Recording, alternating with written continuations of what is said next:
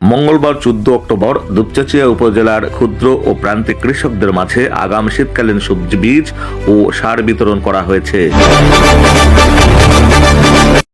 আবাদ ও উৎপাদন বৃদ্ধির লক্ষ্যে এই বীজ ও সার বিতরণ করেন উপজেলা নির্বাহী অফিসার শাহরুখ খান।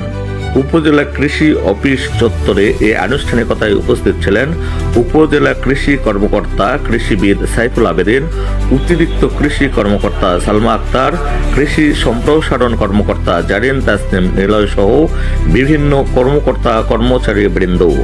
2025-26 অর্থ বছরে রবি মৌসুমে প্রণোদনা কর্মসূচির আওতায় ক্ষুদ্র ও প্রান্তিক 170 জন কৃষককে বিনামূল্যে জনপ্রতি বিভিন্ন সবজি বীজ সহ 10 কেজি ডিএপি সার ও 10 কেজি এমওপি সার বিতরণ করা হয়।